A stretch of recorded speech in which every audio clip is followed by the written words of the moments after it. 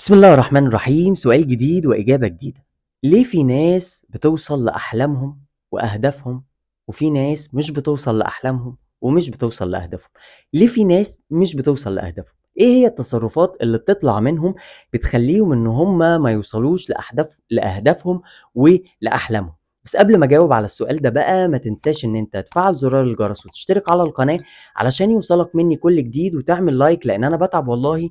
وما تنساش ان انت تعمل شير للفيديو وتعمل شير للقناة علشان نقدر نوصل لأكبر عدد من الناس ونفيدهم. يلا بينا. الناس اللي مش بتوصل لأهدافهم وأحلامهم بيكونوا متوقعين نتائج سريعة، عايزين النتيجة بسرعة، عندهم عدم صبر.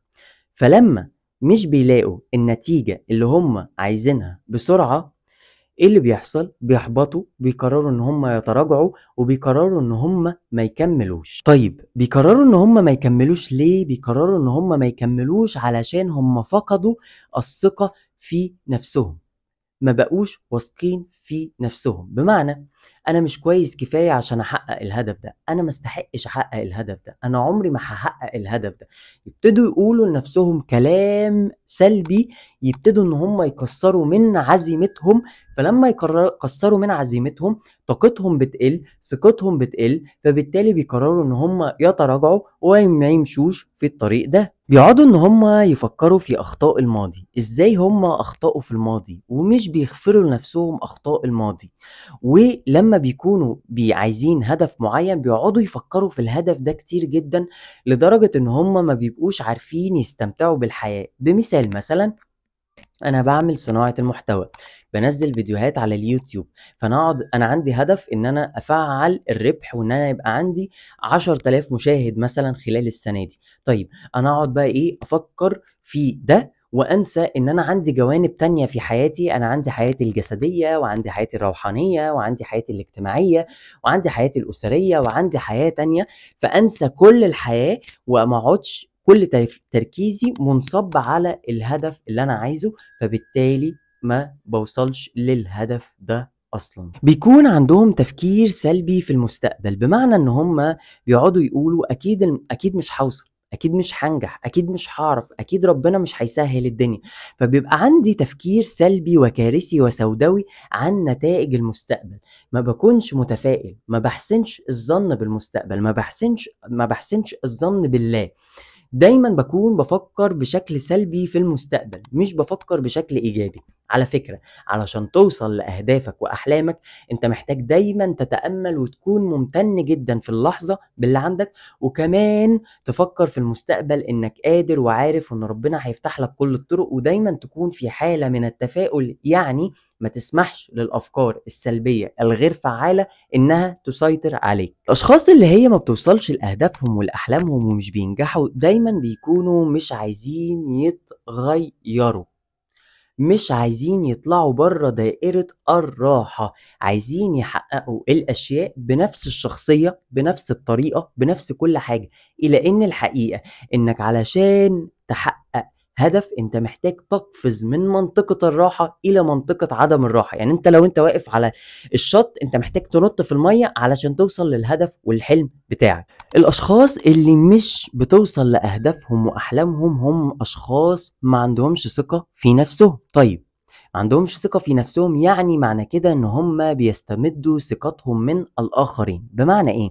بمعنى ان اللي قدامي لو قال لي كلام ايجابي يبقى انا هفرح وهتبسط وهقوم اعمل حاجات عشان اوصل لهدفي. لكن لو اللي قدامي قال لي كلام سلبي يبقى انا هقرر ان انا اتراجع، وان انا ما اكملش، وان انا ما اعملش اي حاجة في الهدف اللي انا عايز اوصل له. يعني من الاخر الاشخاص الذين لا يكملوا في طريق النجاح بتاعهم هم اشخاص بيتأثروا بكلام الاخرين. ما تتأثرش بكلام الاخرين. قلنا ان هم دايما بيفكروا في الحياة السوداوية والنتائج السوداوية، وكمان بيشوفوا اخطائهم على انها السبب في ان هم هترجعهم لورا. يعني انا ما بعرفش اعمل كذا فانا هرجع لورا، انا ما بعرفش اعمل كذا فانا هرجع لورا. يعني بيشوفوا الاخطاء على انه شيء بيرجعهم لورا، مش بيزقهم لقدام. ليه؟ لان هم ما بيعرفوش الدروس اللي ورا الخطأ ده.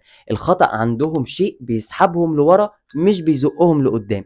من الاخر كده، لو انت عايز تنجح محتاج تشوف ان الخطأ ده بيدفعك، بيزقك انك تقع لقدام، مش انك ترجع لورا. مش بيكونوا عايزين يكونوا ملتزمين، مش بيكونوا عايزين يبقوا دايما بيعملوا الحاجة دي. اكتر الاشخاص نجاحا هم اكتر الاشخاص اللي بتستمر في العادة او الفعل، بس مش عشان انا اكثر تميز. يعني الناس اللي بتكون افضل ناس على اليوتيوب مش هم افضل ناس بتقول محتوى، لكن هم اكتر ناس بتنزل محتوى، اكتر ناس ملتزمة. فالناس اللي مش بيوصلوا لاهدافهم واحلامهم دول اشخاص بيكونوا مش عايزين يقووا عندهم عضلة الالتزام. فانت محتاج ان انت عشان تنجح انت محتاج ان انت تكون ملتزم، وتعرف ان الالتزام هي عبارة عن عضلة انت محتاج تفضل كل يوم تشتغل عليها لحد ما تقوى معاك وتبقى عادة عندك. يعني الالتزام عضلة بتقويها كل يوم من خلال فعل العادة. الأشخاص اللي مش بتوصل لأهدافهم وأحلامهم دايما تلاقيهم بيتكلموا عن نفسهم كتير وعن إنجازاتهم كتير. أصل أنا حققت، أصل أنا عملت، أصل زمان سويت، أصل زمان خليت. دايما بيتكلموا عن نفسهم كتير، دايما بيكونوا بيتكلموا عن اللي عملوه كتير زمان، لكن بينسوا إن المفروض ان هم يداروا على شمعتهم. بمعنى ان مش كل انجاز احققه اتكلم عليه، مش كل حاجة اعملها اتكلم عليه. انا محتاج ان انا افعالي، عاداتي، انا اتكلم عن نفسي من خلال الكاريزما بتاعتي، من خلال حياتي، ان انا بلهم الاخرين من خلال افعالي، من خلال التغيير اللي انا بقوم بيه تجاه نفسي. اذا اردت ان تغير الكون غير نفسك اولا. كن انت التغيير اللي عايز تشوفه في الكون. فالاشخاص اللي مش بتوصل هم الاشخاص اللي دايما بيتكلموا عن نفسهم، اللي دايما بيكونوا عايزين يكونوا محور الاهتمام، وان انا ناجح، انا مواصل، انا محقق. لكن هم المفروض ان هم يداروا على شمعتهم، بعدين يقولوا لك اصل احنا اتحسدنا. لا، هو انت ما اتحسدتش، هو انت قعدت تتكلم كتير عن انجازك وما رحتش عملت حاجة بجد. اكتر الاشخاص الناجحين اللي انا سمعتهم هم بيتكلموا هم اكتر الاشخاص الريسك تيكرز.